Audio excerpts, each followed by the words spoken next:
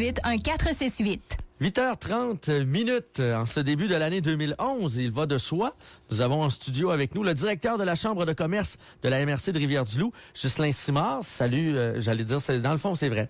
J'allais dire Monsieur Simard, mais salut Ghislain, parce qu'on se connaît tellement depuis longtemps. Moi, je m'étais pratiqué à dire Monsieur Duchesne, mais si tu insistes, Louis, ce sera donc Louis. Et voilà. Et en passant, Louis, je voudrais te souhaiter une bonne nouvelle année, ainsi qu'à tous les auditeurs de Ciel et Femmes. Quand même, mon cœur est encore avec eux.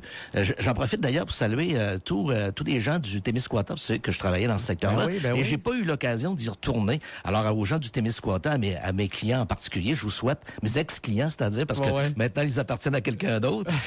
À mes ex-clients, je vous souhaite une très belle année. Puis la même chose pour les gens de Rivière-du-Loup également. Bon, très bien. À toi aussi, Ghislain. L'année 2011 est débutée, on le disait. Veux pas, ça recommence tranquillement, pas vite. Qu'est-ce qui s'en vient dans les prochaines semaines? En fait, nous, du côté des activités, ça recommence dès la semaine prochaine. En fait, ça recommence dès mercredi avec le dîner-conférence des prévisions économiques. C'est une conférence qui est faite par Monsieur Denis Hamel. Monsieur Hamel, qui est vice-président à la FCCQ. Monsieur Hamel est diplômé en histoire, en économie, en aménagement du territoire et en développement régional. Il a travaillé dans la fonction publique, Louis. Et il a été conseiller économique pour divers ministères et à vocation économique, évidemment. Et aussi à l'Assemblée nationale même.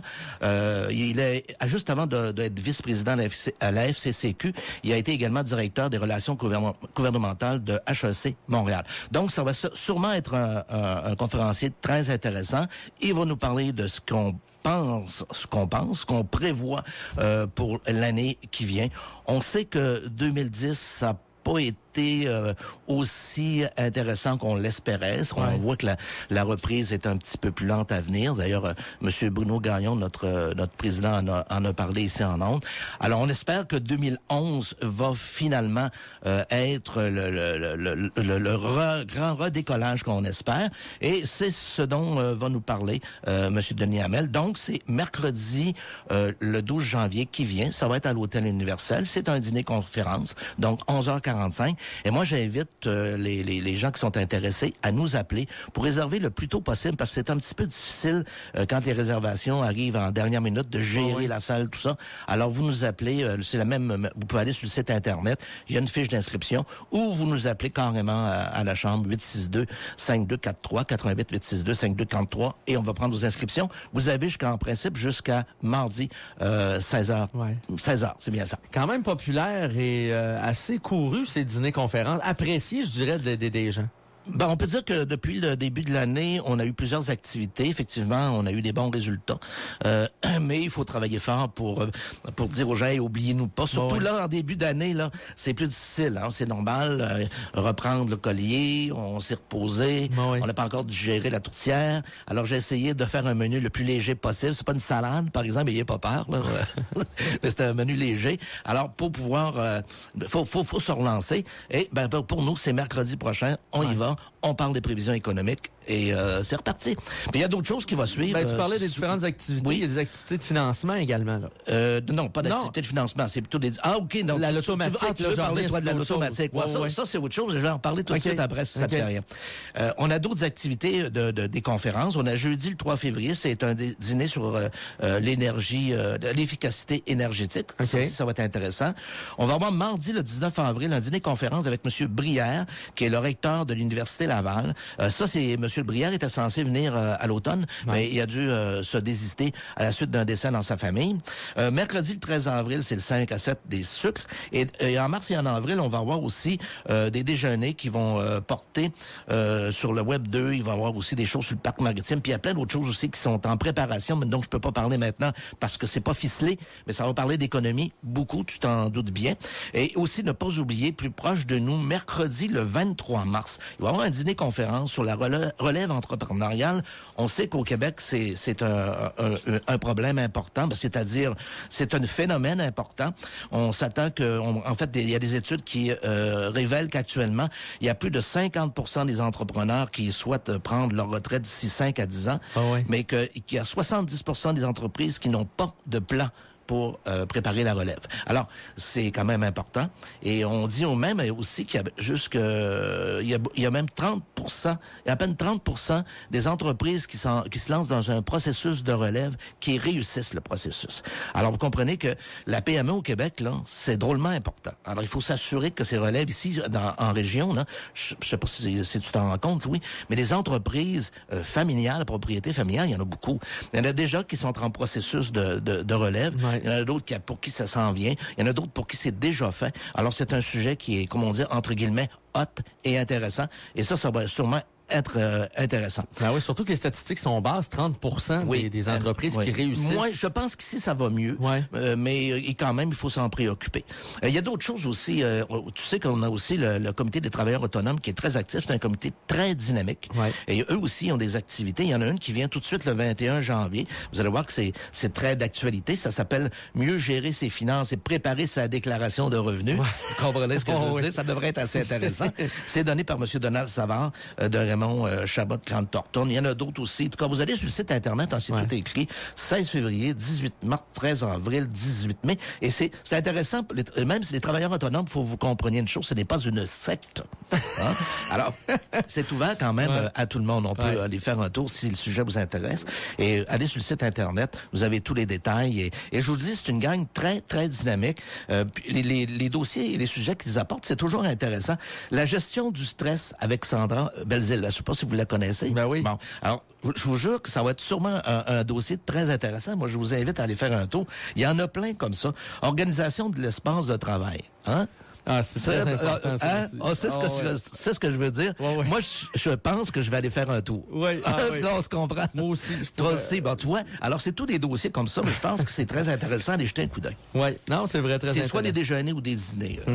Parle-moi un peu de l'automatique. Qu'est-ce que l'automatique? Bon, l'automatique, c'est idéal pour les gens qui ont pas le goût de s'acheter des billets, de les vérifier, puis savoir qu'est-ce qu'ils achètent. Moi, je déteste ça, je vous l'avoue. Je vais adhérer rapidement, d'ailleurs. Alors, c'est très simple. Nous, c'est parce qu'on a une accréditation en tant qu'organisme à but non lucratif. C'est-à-dire, quand vous achetez vos billets par l'intermédiaire de l'automatique, il y a une portion, on a une redevance. C'est donc un mode de financement pour la Chambre. Encore là, tous les détails sont sur le site Internet www.monreseaurdl.com et vous allez avoir tous les détails. C'est intéressant parce que si vous êtes quelqu'un comme moi qui vous voulez pas savoir c'est quoi vous achetez, entre guillemets, vous voulez même pas choisir vos numéros, vous voulez même pas vérifier si vous êtes gagnant ou pas gagnant, ça c'est l'idéal parce que vous confiez ça à l'automatique, ils font tout pour vous, ils vont vous envoyer même votre chèque si vous gagnez. Ah oui? Oui, vous n'avez pas besoin de vous occuper de rien, tout se fait tout seul. Je ne sais pas, peut-être même qu'ils font un dépôt dans votre compte directement. Un retrait aussi, peut-être. Non. En tout cas, vous allez pouvoir voir les détails. Si vous êtes en entreprise, vous avez des groupes, c'est l'idéal. Puis en plus, vous allez faire profiter une partie du financement. Le gouvernement va nous donner une toute petite partie des revenus qu'il va chercher de cette manière-là. C'est pas extraordinaire, ça? Ben oui, c'est sûr. C'est une bonne manière de financer également. C'est ça. Si vous voulez avoir des informations là-dessus, c'est inscrit sur le site Internet. Vous pouvez nous appeler également. On en parlait dans les deux réseaux. On en reparlait régulièrement parce que c'est un mode de financement qui peut être intéressant. De toute façon, tout le monde en achète des billets. Parce que c'est peu connu, mais c'est vrai que ça peut être très, très intéressant. Exactement. Quand on regarde également l'année 2011 qui s'en vient, Ghislain, il y a quand même des points très intéressants. On parle d'une hausse de taxes de 1%, le dollar présentement qui est à parité aussi, dollar américain-canadien. Quel impact auront justement ces nouvelles choses là en 2011 ici à Rivière-du-Loup, mais en général sur l'économie? Je pense que cet impact-là, on la connaît déjà. Le dollar canadien est déjà assez à la parité ou presque depuis un certain temps déjà. Écoute, c'est clair que c'est pas ça qui va faciliter nos exportations vers les États-Unis. Ça, c'est bien clair. Et on sait qu'il faut pas se le cacher, il faut pas se mettre la tête dans le sable. On aime bien critiquer les Américains, on les aime pas. Mais on devrait faire attention parce que ce sont nos gros clients et c'est pas prêt de changer parce que c'est normal, c'est le marché de plus de proximité qu'on a. Et il y a beaucoup de pays qui nous envieraient et qui envient notre situation d'avoir à proximité un tel marché. Le fait qu'on n'est pas gagnant au niveau du dollar, c'est sûr que c'est un handicap, mais alors je pense qu'il va falloir travailler au niveau de la productivité. Et je sais qu'il y a des entreprises qui sont loin de baisser les bras et qui travaillent de ce côté-là, améliorer améliorer leur productivité, améliorer le produit on peut pas toujours compter sur un dollar faible. C'est impensable. Bon, ouais. Alors, c'est sûr que ça aide pas la cause, mais ce qui aide moins encore la cause, c'est la lenteur de la reprise aux États-Unis. Il faut voir ça clair. Il faut quand même se rendre compte. C'est très difficile aux États-Unis. La reprise se fait attendre et quand ça va mal aux États-Unis, ben il faut être réaliste, ça nous aide pas. Mais si tu regardes ça de façon objective, il faut se rendre compte qu'au Canada en général, les choses vont beaucoup mieux. Une bonne partie du fait que ça aille mieux, c'est grâce à l'exploitation du pétrole. Ouais. Bon, on peut peut-être penser que c'est pas très vert, mais c'est payant. Ouais. Et il faut être réaliste, hein. Alors, mais je pense que l'économie en général canadienne se porte quand même relativement bien si on compare avec ce qui se passe aux États-Unis et même en Europe. Parce que l'Europe, c'est loin d'être joli non plus, hein. Non, c'est sûr. Quand on regarde aussi le fameux 1% là, qui est ajouté pour la TVQ, est-ce que ça a un impact chez nous? J'imagine dans les budgets de tout le monde, ça va venir changer des petites choses, mais... 1%, Louis. Ouais. On sait très bien que oui, ça va changer quelque chose pendant, mettons, quelques semaines, le temps que vous cessiez d'en parler, ou presque. Et puis après ça, je pense que tout le monde va... Ouais. C'est sûr que ça va avoir des impacts. C'est un peu comme l'essence, même si ça monte de 10 cents, t'arrêtes... Ça, c'est plus difficile. Ouais. Parce que si vous avez une augmentation du prix de l'essence, c'est le transport, c'est l'économie générale qui est coupée. Ouais. Mais 1% de TVQ, c'est quand même sur la consommation... Je pense pas que ça fasse une grosse différence, mais quand on augmente le prix de l'essence, ben là, ça a un impact direct sur l'économie. Ça, c'est clair. Ben, on prévoit justement qu'en 2011, ça va augmenter beaucoup. Ouais, mais on prévoyait bien des choses. Il y a beaucoup de prédictions. C'est pas toujours ce qui se produit. On prévoyait, je me rappelle, moi, dans ma jeunesse, on prévoyait un refroidissement climatique extraordinaire. On prévoyait même le retour de l'ère glaciaire. Ça s'est pas produit. Maintenant, on est rendu à autre chose.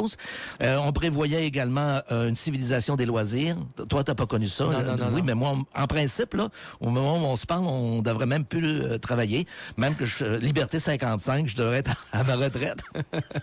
Et c'est pas du tout ce qui s'est passé. Fait qu'il faut faire attention avec les prédictions, surtout en début d'année. Vous pouvez toujours consulter Jojo Savard. Parfois, c'est peut-être... Non, mais faut pas exagérer. Finalement, il faut rester éveillé quand même. C'est exactement ça. Il faut rester réaliste, il faut rester prudent, mais il faut pas dramatiser.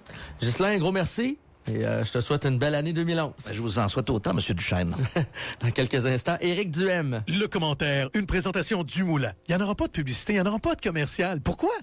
C'est trop important ce que j'ai à vous dire. C'est la vente de l'année chez Dumoulin. Du jamais vu. Un téléviseur Sony Bravia en bas de 500 $. Un 40 pouces à 498 $. Exemple, imprimante HP, 68 $. Micro-chaîne Sony, 88 $.